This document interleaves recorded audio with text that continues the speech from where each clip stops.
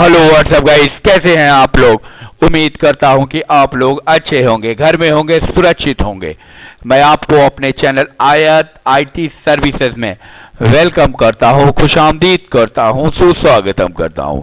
तो गाइस, कुछ सब्सक्राइबर ने मुझसे जो है वो डिमांड किया है कि आप हमें जो है एक स्कॉलरशिप की एक वीडियो बना के दे। तो मैं आज वीडियो आपको स्कॉलरशिप के पूरा कॉन्सेप्ट क्लियर करता हूं, वीडियो बनाकर बताता हूं क्या क्या उसमें क्राइटेरिया है, क्या एलिजिबिलिटी है, वो पूरी चीजें मैं आज आपको क्लियर कर देता हूं।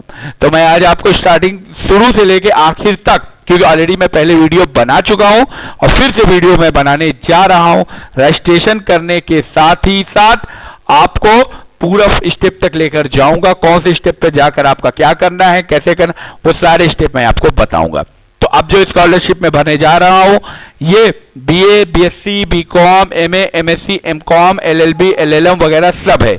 तो आप यहां पे सारी चीजें भर सकते हैं। जो भी कोर्सेज हैं 12 के बाद, वो सारे कोर्सेज आप भर सकते हो, चाहे वो जैसा भी हो। ओके, तो मैं ज्यादा वक्त ना लेते हुए वीडियो की तरफ चल रहा हूं। तो वीडियो शुरू करने से पहले मैं आपको स्कॉलरशिप को मैं खोलकर आपको दिखा देता हूं। ये खोलना आप देख लें, क्योंकि ये चीजें खोलना तो आपको सबको मालूम होगी। लेकिन उससे पहले कुछ इंपॉर्टेंट नोटिस है। स्कॉलरशिप भरने से पहले आपको कुछ चीजों का ध्यान रखना पड़ेगा। ये चीजें आपकी रिक्वायरमेंट होनी चाहिए। मैं वो चीजें होनी चाहिए, क्या क्या चीज की रिक्वायरमेंट है, यहाँ कैसे करेंगे, वो सारा मैं आपको बता दे रहा हूं। तो आप पहली चीज, मैंने एक फाइल बनाई है, document requirement, fresh candidate, renewal candidate. Fresh candidate जो होंगे, जो अभी तक कभी स्कॉलरशिप नहीं भरे होंगे, एकदम मतलब 12th पास आउट किया और यूजी में चले गए, स्कॉलरशिप उन्होंने कभी नहीं भरी, तो उनके लिए यहां पर ये चीज है। उनको कहा जा रहा है लास्ट क्वालिफाइंग एग्जाम मार्कशीट। यानी मान लीजिए कि अगर आपने 12th पास करके बीए में कर रहे हो या बीएससी कर रहे हो या वो कर रहे हो, तो उसके लिए आपके यहाँ रिक्वायरमेंट होगी। ठीक है, समझ गए मेरी बात।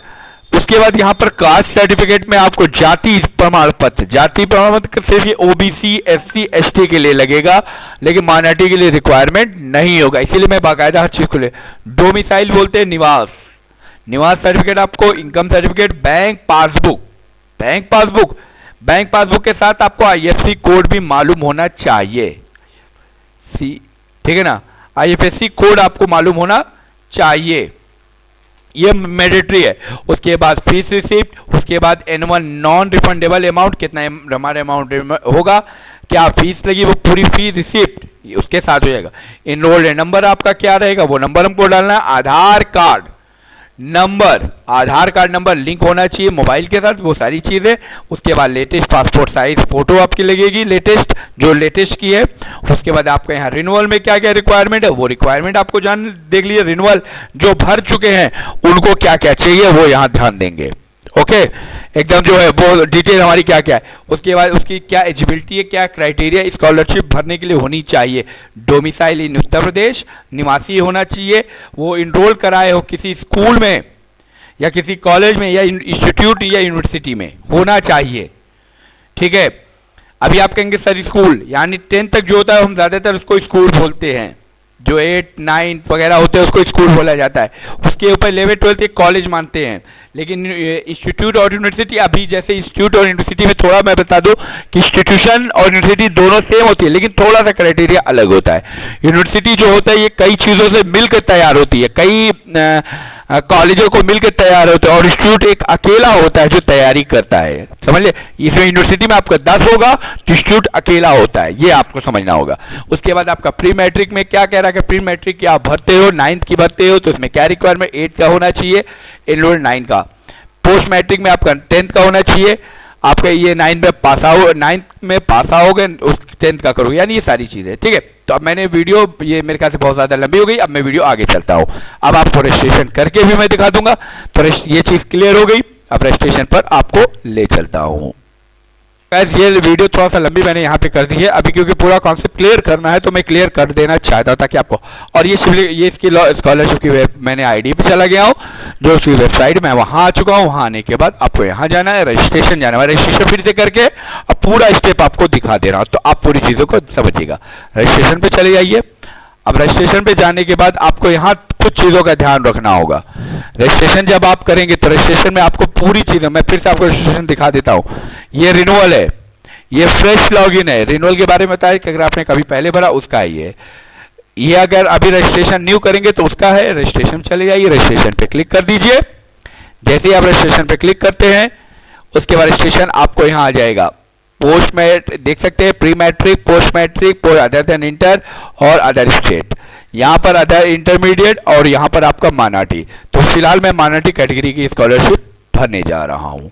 तो आपको करके बीए, बीएससी, बीकॉम वो आपको यहाँ पर मिलेगी, ये तीनों में, ठीक है ना। इसलिए चीज़ों को थोड़ा सा ध्यान रखें। यहाँ पे आ गया पोस्ट मैट्रिक, ये मैंने क्लिक किया। जैसे ही मैंने क्लिकिंग की आपके सामने होम पेज खुल के आएगा रजिस्ट्रेशन। ये रजिस्ट्रेशन मैंने पहले भी बताया, मैं फिर से रजिस्ट्रेशन कर रहा हूँ। तो मैं रजिस्ट्रेशन पूरा कर लेता हूँ फास्ट में, फिर आपको मैं आगे की स्टेप लेके चलता हूँ। ओके, पूरा स्टेप जल्दी जल्दी मैं पूरा करके आपको फिर मैं बताता हूँ, ठीक है।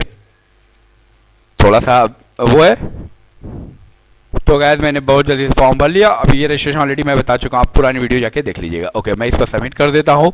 सबमिट करने के बाद ये फॉर्म आ गया। इस फॉर्म को मैं इसको प्रिंट कर सेव कर लेता हूँ। कब मैंने किया ये पूरी डिटेल यहाँ आ गई है और मैं इसको यहाँ पे सेव कर लिया, प्रिंट कर लेता हूँ। प्रिंट करने मतलब मैं इसको सेव कर लेता हूँ, ये सुरक्षित रख लेता हूँ, ये फ्यूचर में मेरे काम देगा, ठीक है। अभी ये खुल रहा है, मैं इसको सेव कर लेता ताकि मेरे लिए आसानी से काम करे, ठीक है। ये यहाँ गया और इसको मैं कर लिया, ये हो गया। अच्छा, अब इसके बाद क्या करना है, इसके बाद आपको चले जाना है वापस। मैं उसको बंद नहीं किया, मैं अभी वापस के रजिस्ट्रेशन को स्कॉलरशिप के रजिस्ट्रेशन को मैं फिर से खोल रहा हूँ।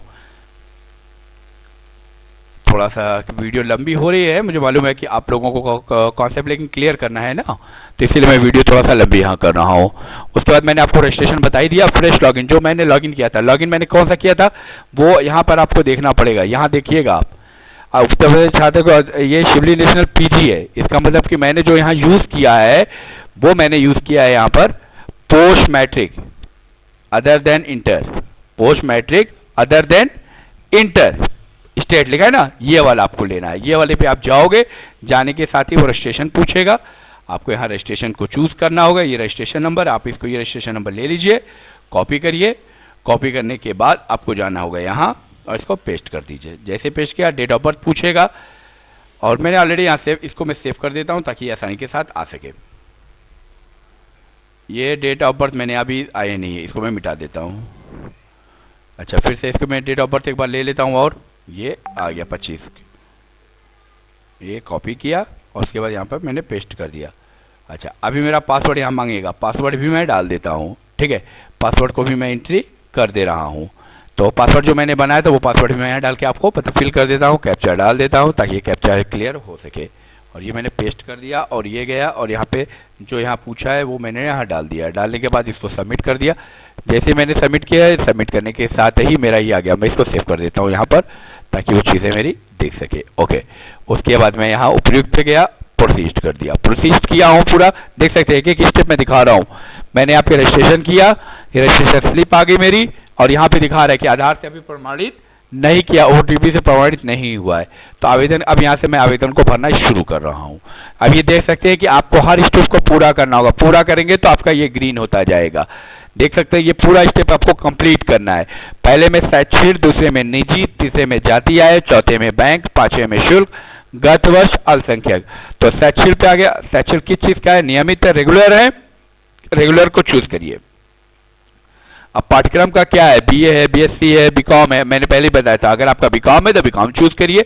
उसके बाद पाठ्यक्रम का ब्रांच क्या है? मैंने कहा बैचलर ऑफ कॉमर्स। यहाँ पे सब्जेक्ट चूज करेंगे। कितनी अवधि? 3 साल होती है। अगर आप सेकंड ईयर में है तो सेकंड ईयर, थर्ड ईयर में है तो थर्ड ईयर, 3 साल की अवधि होती है, तो इसलिए मैं फर्स्ट ईयर चूज करता हूँ। उसके बाद यहाँ लेटर एंट्री है, क्या है? प्रवेश के आधार पर एंट्री, मैंने कहा नो। ये हॉस्टल वाले, मैंने कहा नहीं। वर्तमान में कब आपने प्रवेश लिया है? मैंने कहा इसका एडमिशन कब हुआ है, तो एक डेट में डाल देता हूँ। एडमिशन आपने कब कराया, वो एडमिशन की डेट डाल दीजिए। वर्तमान में ये प्रवेश तिथि पूछ रहा है, मैंने कहा प्रवेश तिथि मेरा, ये थोड़ा आपको ध्यान से डालना पड़ेगा। ये मैं ऐसी जनरली डाल रहा हूँ, लेकिन मैं आपको बता दूं ये ध्यान से रखिए, जो आप रिसीव में एडमिशन कराते हो वो एडमिशन की डेट यहाँ पे अभी है नहीं, इसलिए स्टार जितने भी बने हैं उसको कंपलसरी है। ये स्टार को पकड़िएगा, स्टार आपका कंपलसरी है। उसके बाद यहाँ विश्वविद्यालय, उसका नाम जो पूछ रहा है किस यूनिवर्सिटी से, मैंने कहा ये यूपी बोर्ड या वीबीएस-पीयू, वीर बहादुर सिंह पूर्वांचल से ये है हमारा एफिलिएशन। जो हमारा एफिलिएशन है वीर बहादुर से है। अगर क्रमांक है तो डालेंगे, नहीं है तो छोड़ देंगे। तो गैस मैंने आप लोगों के यहाँ पर ये सारी चीज़ें भर के दिखाई थी, ठीक है। तो यहाँ पर मैंने ये भी कर लिया, डेट भी लिख ली, यहाँ पे जो एडमिशन का था, लेटर ली थी वगैरह, ये सारी चीज़ें मैंने दिखाई है। अब यहाँ पर जो है हाई स्कूल कब पास किया है वो हाई स्कूल की डिटेल आपको यहाँ फिल करनी होगी। तो आप हाई स्कूल की डिटेल पूरी फिल कर ले और उसके बाद कब आपने उत्तीर्ण किया है वो उत्तीर्ण का वर्ष डाल ले। मैंने कहा 2018 में मैंने डाला है।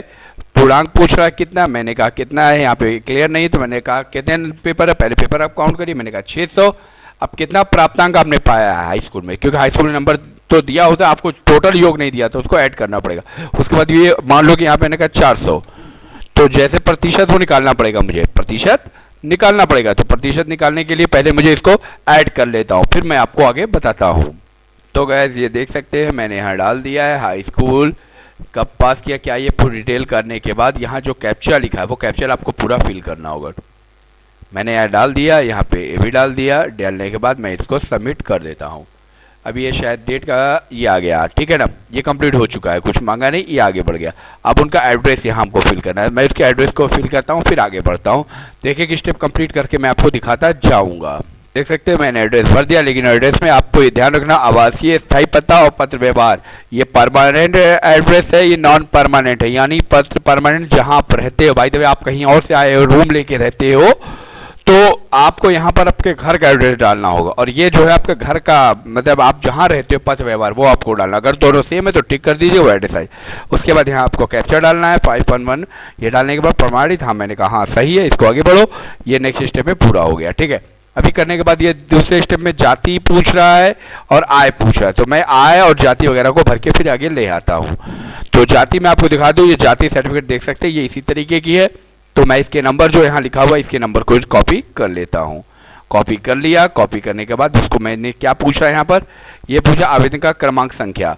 तो अभी आवेदन का क्रमांक संख्या कहाँ है, ये मुझे ये यहाँ है, इसको मैंने पेस्ट कर दिया। अच्छा अभी मेरा यहाँ पूछ रहा है स्रोत कितना है, वो मैं देख सकता हूँ यहाँ मेरा कितना बता रहा है, मैंने कहा 60,000, ये 60,000 हो गया, ठीक है। अभी कह रहा है जारी करने की तिथि, अब इसी पे से मैं सारा कॉपी पेस्ट करके काम कर रहा हूँ।